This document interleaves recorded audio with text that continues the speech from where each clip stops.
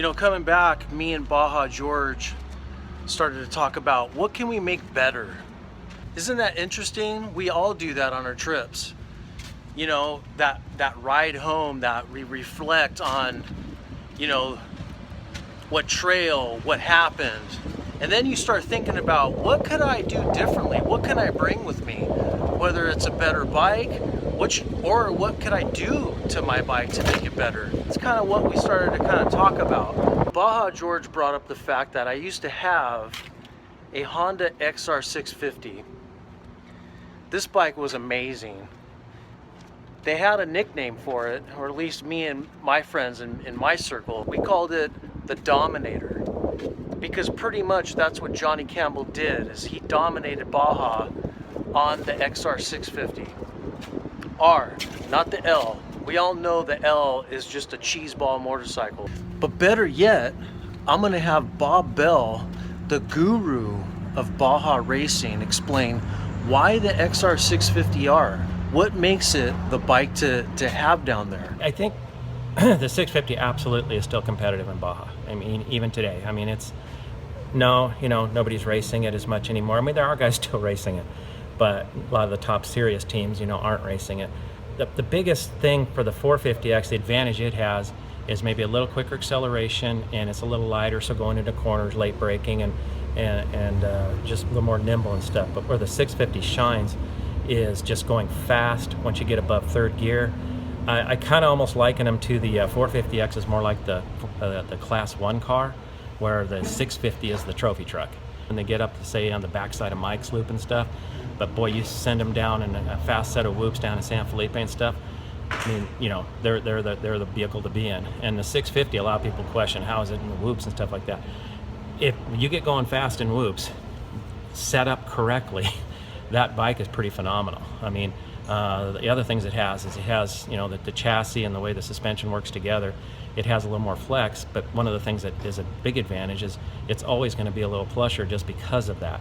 So when you're going down embedded rock roads and even in slower terrain, you know, going through single track and stuff, it really eats it up. You don't have to dodge as much as you would on lighter bikes. You don't get kicked around as much because it's a thing with flex and gravity, basically. So if you want to hear more of Bob, I'm going to put a link in this video right here, and click on that and you'll get the full scoop and the full interview with Bob and about his experience with the XR650 and his championship runs. So in this episode, sit back and relax as I start my path on finding another XR650R and turning it into a Baja Dominator. Actually, a Berm Cannon Baja Dominator, to be exact.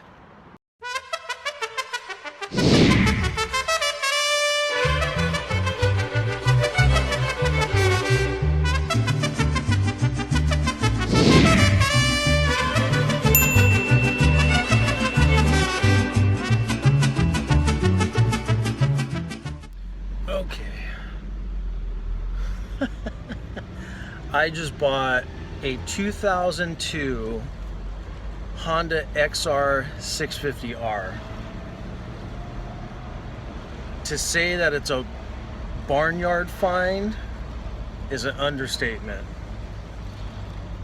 I'm in Hollywood. I think this is Silver Lake, maybe more Silver Lake, but I'm in a place where motorcycles like this aren't found, but I found one and I paid a very low price for this thing. This is what we got here. Look at that tire. He's been doing just wheelies and burnouts.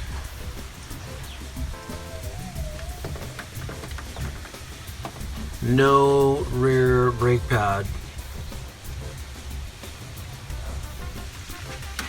Okay, and then it looks like this is bent, which probably looks like a looped out big time, crushed the back muffler.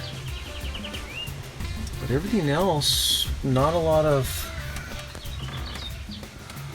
you know, Probably need to clean all the carb out. Even these are in really good shape. Usually when these are all torn, then you know the thing was just beat. Frame's in good condition. Missing the side panel.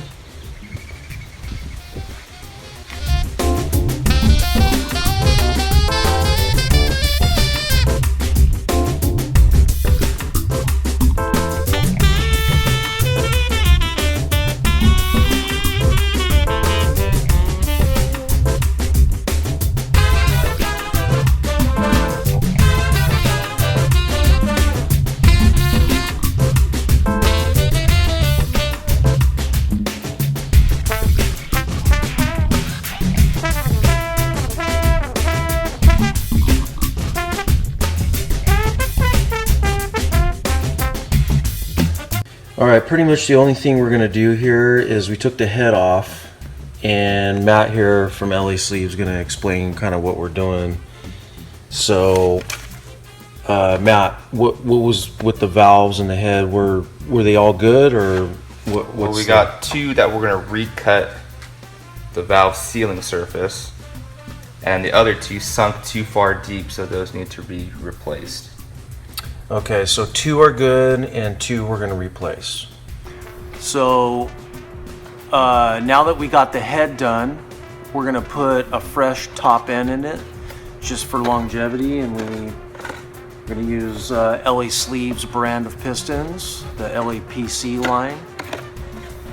And it comes with a piston, clips, rings, and everything you need. We're gonna throw a new gasket in there too, just to make things legit.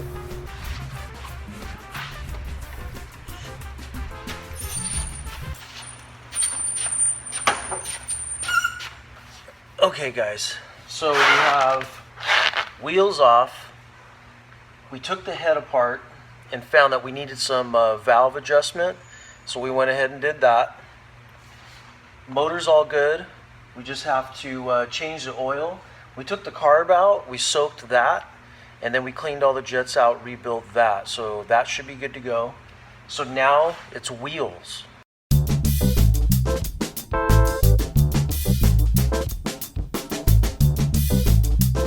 Okay, exciting time. Wheels are in. With the old wheels, our original plan was to clean the hubs and get new rims. That's where these guys come in. Yeah.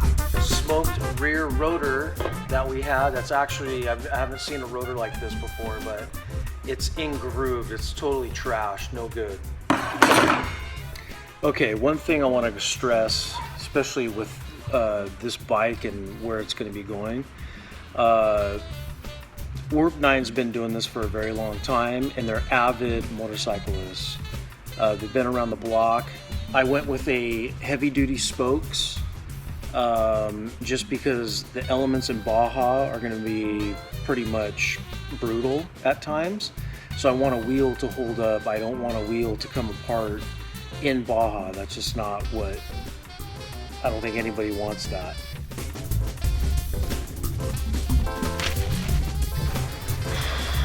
Okay.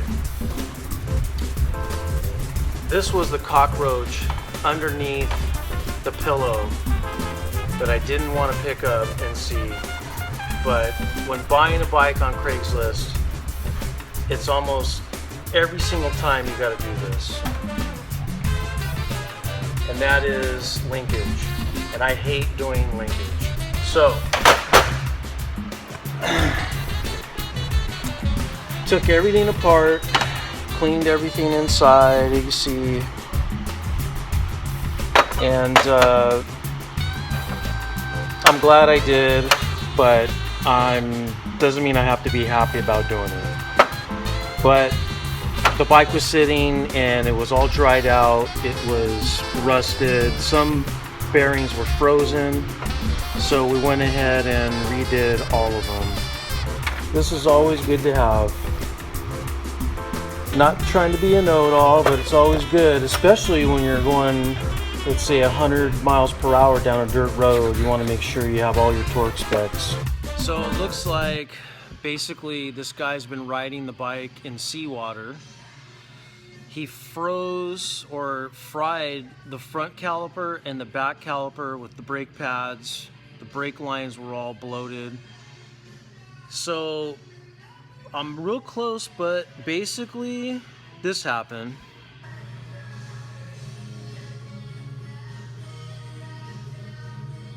So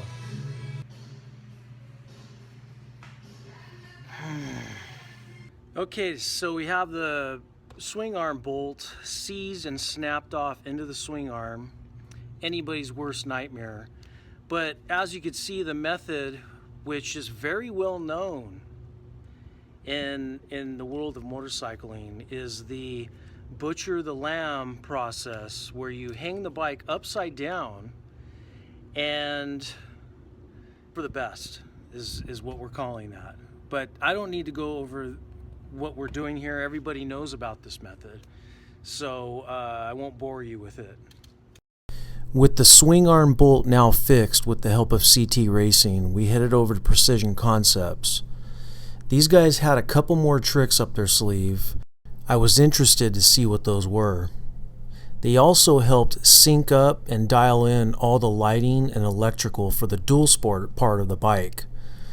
The horn, the turn signals, just to make sure everything would run efficiently and I wouldn't have any shorts. Next step for performance.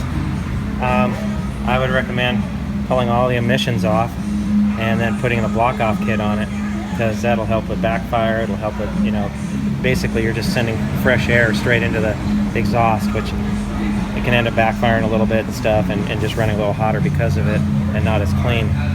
This is the only air intake you have right now is through this little snorkel. So even though you have all this air filter area, you have this tiny little hole with air coming in. So once you take this and this out, this will all be open. And that does it.